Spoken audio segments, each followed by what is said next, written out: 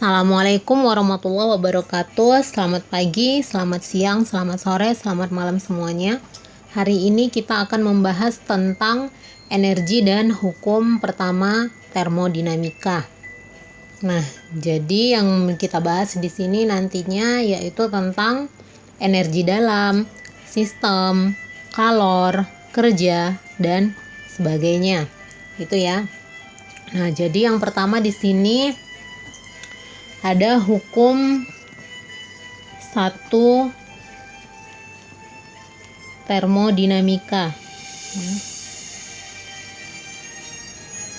Hukum 1 termodinamika. Nah, jadi ini biasa disebut dengan hukum kekekalan energi ya. Jadi ini membahas tentang kekekalan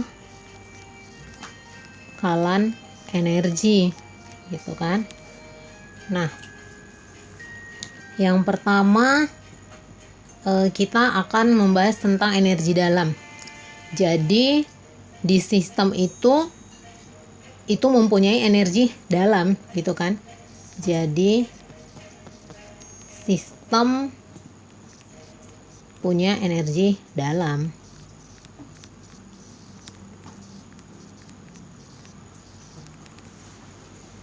Ya. Nah, jadi untuk energi dalam itu sendiri,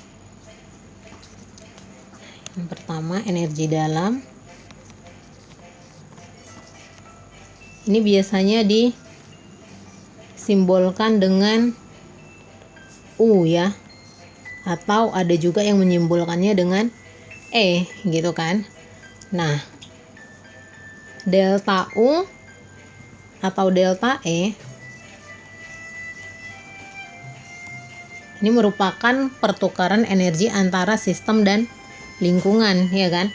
Nah, jadi delta U atau delta E ini boleh terjadi jika gitu ya. Ini boleh terjadi jika adanya yang pertama itu harus ada perbedaan suhu gitu ya. Nah, jadi di sini harus ada perbedaan suhu. Nah, maka yang di sini dia akan menimbulkan kalor gitu kan, kalau dia punya perbedaan suhu. Nah, inilah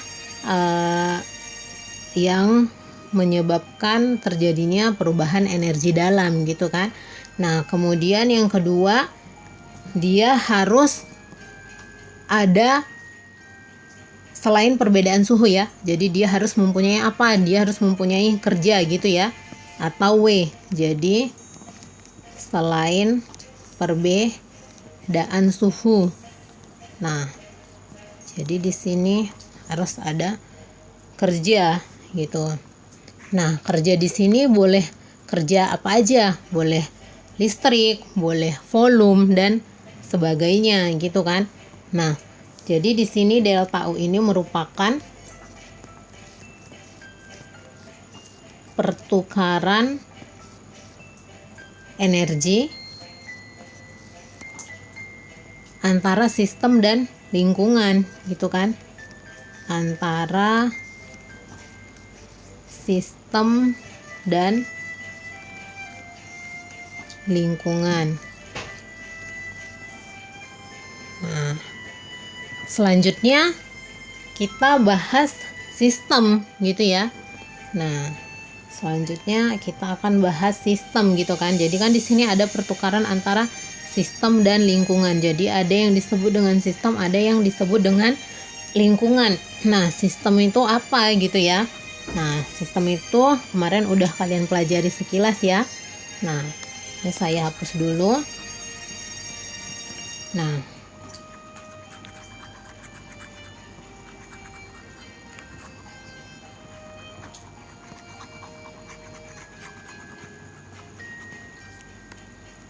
jadi ada yang disebut dengan sistem, ada yang disebut dengan lingkungan gitu kan. Nah, sini sistem, ini lingkungan. Sistem dan lingkungan ini biasanya dibatasi oleh apa? Nah, biasanya dibatasi oleh yang disebut dengan dinding gitu kan. Nah, jadi si sistem dan lingkungan itu batasi dinding gitu ya. Batasi dinding. Nah, apa-apa aja yang di luar dari sistem itu disebut dengan lingkungan gitu kan. Nah, jadi sistem ini adalah apa-apa yang kita pelajari gitu ya. Sistem apa yang kita pelajari gitu. Nah, sedangkan di lingkungan ini merupakan apa-apa yang berada di luar sistem gitu kan. Nah, apa yang berada di luar sistem. Nah, inilah yang disebut dengan lingkungan gitu kan. Nah, jadi kalau misalnya ada tabung ya, misalnya ada tabung.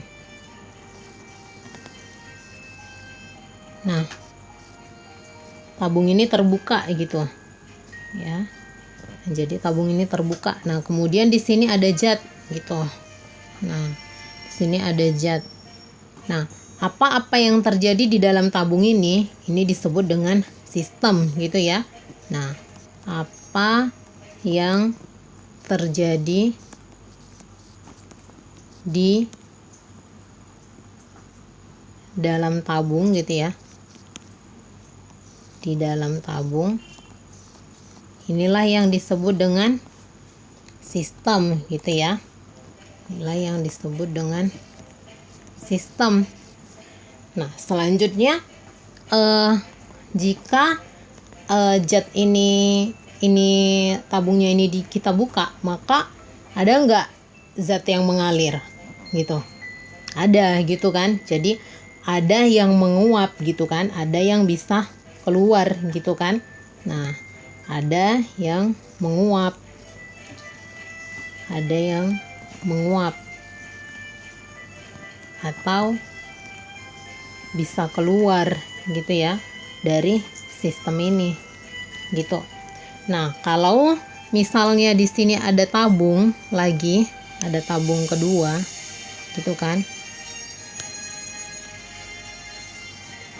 Nah, yang tabung kedua ini kita tutup gitu. Nah, ini kita tutup.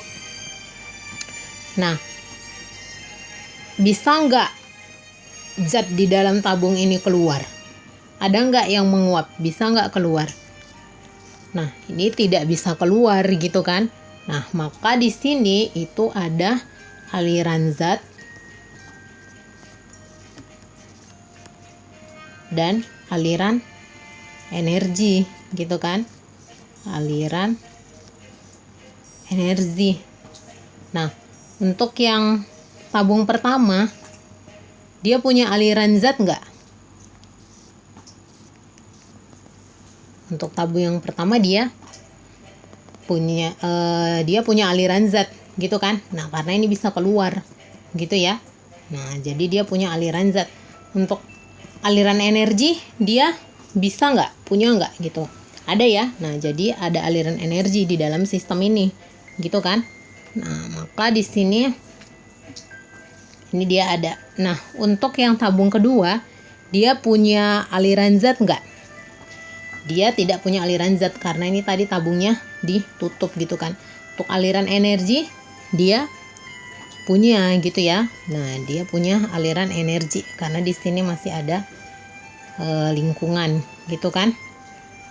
Nah, selanjutnya maka di sini energi terjadi karena perbedaan suhu gitu kan. Energi terjadi karena perbedaan suhu di luar dan di dalam lingkungan gitu kan. Maka nanti di sini misal di sini air panas gitu ya. Nanti lama kelamaan air panas ini akan dingin gitu kan karena terjadi perbedaan suhu. Nah, apa caranya supaya tidak terjadi perbedaan suhu gitu? Apa yang kita lakukan supaya tidak terjadi perbedaan suhu gitu ya?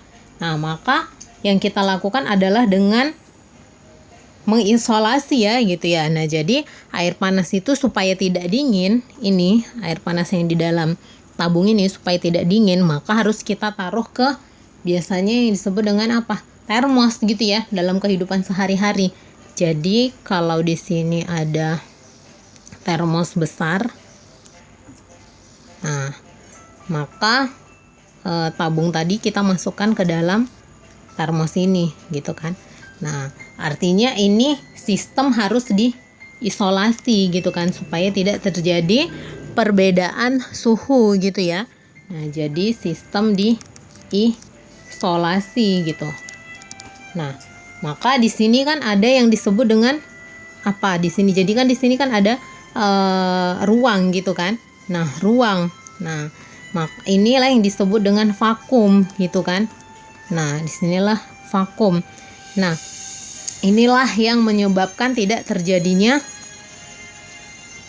penghantaran kalor gitu kan. Nah jadi ruang vakum ini berfungsi untuk sebagai tidak menghantarkan kalor gitu kan, menghantarkan kalor gitu. Nah inilah yang harus kita lakukan agar tidak terjadi pertukaran energi gitu, maka sistem harus diisolasi. Nah maka untuk yang ketiga ini ada nggak dia punya aliran zat gitu? Tidak ya, karena ini ditutup gitu kan. Di sini ditutup, ini ditutup, ini ditutup, maka ini tidak terjadi perubahan zat. Nah aliran energi dia tidak punya atau tidak gitu kan. Nah inilah yang dimaksud dengan sistem gitu ya. Nah inilah yang dimaksud dengan sistem. Nah sistem itu boleh berupa apa saja ya. Nah seperti yang sudah kalian pelajari sebelumnya tentang sistem, apa yang disebut dengan sistem, apa yang disebut dengan lingkungan, dan apa yang disebut dengan pembatas atau dinding pembatas gitu ya. Nah selanjutnya itu kita bahas tentang kalor gitu ya. Nah, jadi di sini kita mempelajari pengantarnya saja dulu ya. Nah, jadi di sini nanti selanjutnya kita akan membahas tentang kalor dan kerja.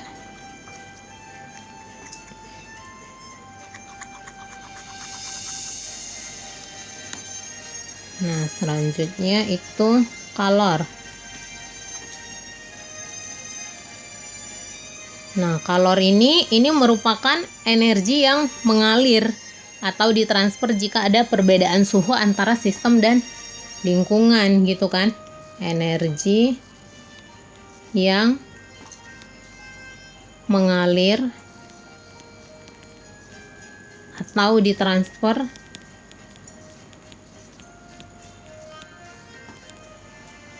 jika ada perbedaan suhu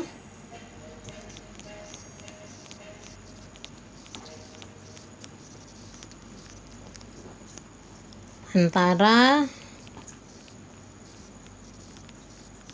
sistem dan lingkungan. Nah, inilah yang dimaksud dengan kalor gitu ya. Nah, jadi kalau misalnya di sini ada sistem gitu kan. Nah, di sini ada zat, maka di dalamnya ini akan terjadi energi kinetik gitu kan. Nah, di sini ada energi kinetik. Energi kinetik. Nah, energi kinetik ini itu sebanding dengan suhu gitu ya. Nah, energi kinetik ini sebanding dengan suhu. Nah, kalau misalnya di sini ada dua sistem gitu kan. Nah, ada dua sistem. Nah, ini memiliki perbedaan suhu gitu ya. Nah, yang pertama di sini ada T1 dan di sini ada T2. Nah, di sini tentunya yang berbeda adalah energi kinetik dan kecepatannya gitu kan, karena dia di sini punya suhu yang berbeda gitu kan. Tentunya dia akan memiliki perbedaan energi kinetik dan kecepatan. Nah, jika sistem ini disatukan gitu kan. Nah, apa yang terjadi jika kedua sistem ini disatukan? Maka dia akan terjadi suhu yang sama gitu kan. Maka di sini T-nya itu jadi sama gitu ya, karena dia sudah digabung ya. maka suhunya akan sama gitu. Nah, inilah yang dimaksud dengan kalor gitu ya. Nah, kemudian selanjutnya ada yang disebut dengan kerja gitu ya. Nah, kerja atau biasa disimbolkan dengan W gitu.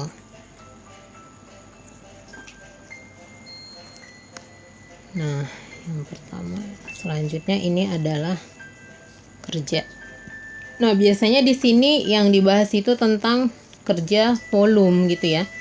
Nah, jadi kerja volume. Jadi kalau misalnya ada ini sistem gitu kan. Nah, kemudian di sini ada piston gitu.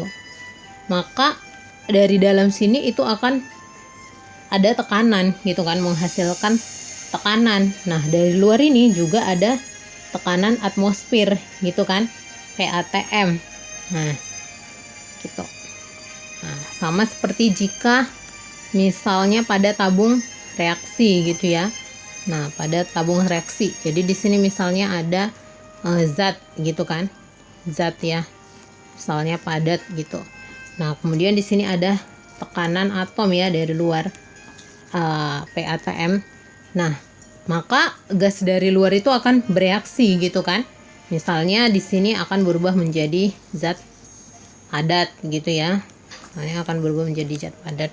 Nah, maka di sini ini artinya dia akan menghasilkan kerja gitu kan. Nah, perubahan ini menjadi zat padat itu merupakan proses dari kerja gitu ya.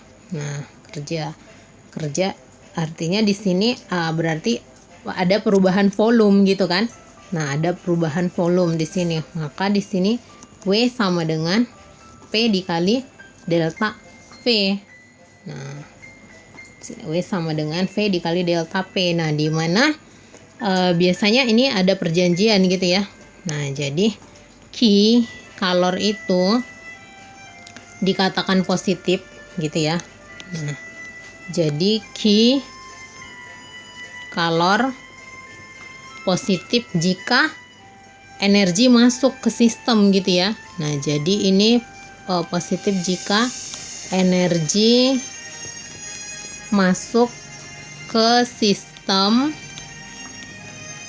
atau sistem menyerap kalor gitu kan, atau sistem menyerap kalor. Nah, inilah jika Q positif. Nah, kemudian Q itu negatif jika energi keluar sistem gitu ya. Jadi energi keluar sistem.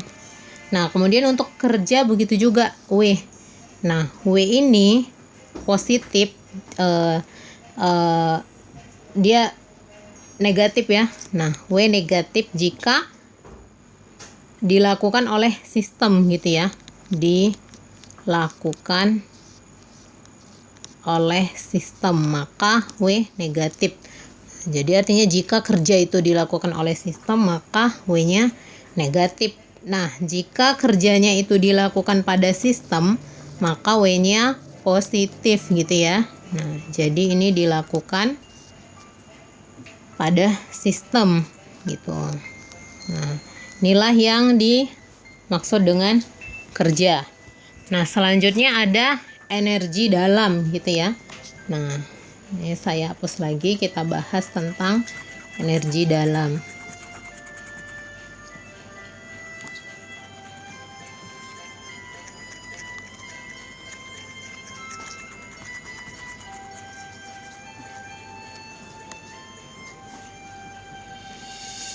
Nah, energi dalam ya. Energi dalam. Nah, jadi energi dalam itu biasa disebut dengan delta E ya. Nah, delta E itu sama dengan Q ditambah W. Jadi kalor ditambah kerja gitu ya. Nah, jadi di sini ada biasa yang disebut dengan fungsi keadaan gitu ya. Fungsi keadaan. Nah, fungsi keadaan ini bisa terjadi jika keadaan berubah gitu ya. Nah, Jadi fungsi keadaan ini bisa terjadi jika keadaan berubah. Jadi di sini ada delta gitu kan. Nah, kalau kita lihat di sini yang ada delta itu adalah yang E gitu kan. Energi ini ya. Nah, inilah yang dimaksud dengan fungsi keadaan. Nah, besarannya itu bergantung pada keadaan gitu ya. Jadi besaran yang bergantung pada keadaan gitu kan, pada keadaan awal dan akhir. Nah, dan tidak bergantung pada jalannya gitu kan, tidak bergantung pada jalannya. Jadi dia hanya bergantung pada keadaan awal dan akhir gitu. Nah, jadi fungsi keadaan ini ada karena delta ya. Nah, jadi ini ada keadaan karena ada delta gitu. Inilah yang dimaksud dengan fungsi keadaan. Nah, selanjutnya untuk mengukur kalor delta T gitu kan. Nah, jadi untuk mengukur kalor, nah di sini kan harus ada delta T gitu kan. Nah, delta T itu nih dia akan hasilkan kalor gitu kan. Nah, kalor itu kalau misalnya kita tulis C dikali delta T, nah jadi ada 2 gitu kan kalor itu ya. Nah, ini saya hapus dulu. Nah, jadi kalor itu ada Q sama dengan C delta T, dan ada juga Q sama dengan MC delta T gitu kan. Kalau kita pelajari. Nah, C di sini, ini kan beda ya sama C di sini. C di sini ini merupakan kapasitas kalor ya. Nah, sedangkan di sini C-nya merupakan kalor jenis. Nah, inilah yang disebut dengan kalor. Nah, selanjutnya ada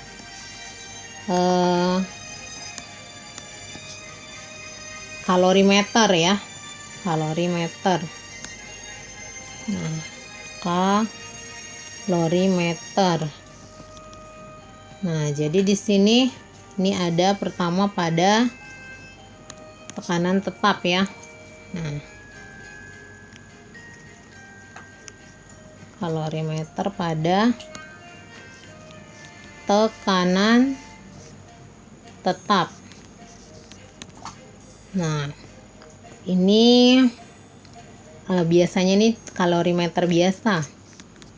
Contohnya ya, kalorimeter biasa. Nah, di sini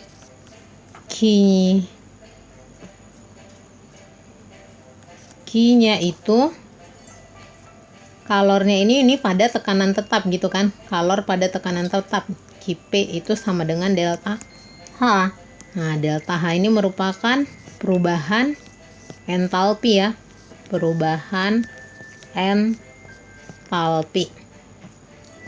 Nah, selanjutnya di sini ada pada volume tetap ya.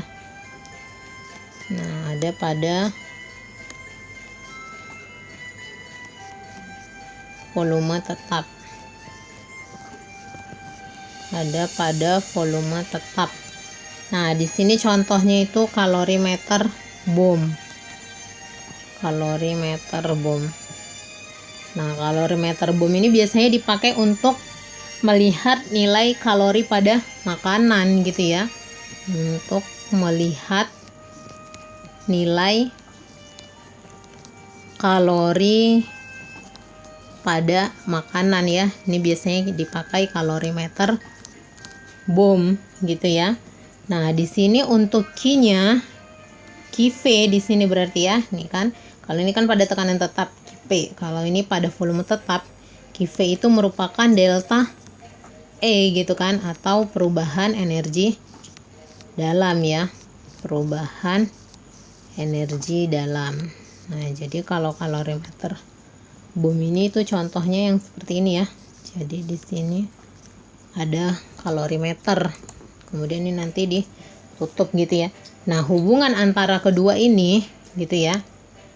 Hubungan antara kedua ini, tekanan tetap dan volume tetap, itu delta E ya. Nah, di sini akan menghasilkan delta E sama dengan Q ditambah W. Nah, ini bisa kita tuliskan juga delta E sama dengan delta H gitu ya. Delta H kan delta E ini di sini Q-nya bisa kita ubah jadi delta H, dan W-nya ini bisa kita ubah jadi P, kan tadi kerja itu sama dengan P dikali delta V ya. Nah, ini V delta P. Nah, inilah yang disebut dengan hubungan antara tekanan tetap pada dan volume tetap ya. Kalor pada tekanan tetap dan volume tetap. Nah, ini akan menghasilkan delta E sama dengan Q ditambah W. Nah, oke, sampai di sini dulu untuk pengenalan pertama hukum pertama termodinamika ya. Nah, selanjutnya untuk materi selanjutnya kita akan akan dibahas pada video selanjutnya. Oke, sampai di sini dulu. Assalamualaikum warahmatullahi wabarakatuh. Terima kasih.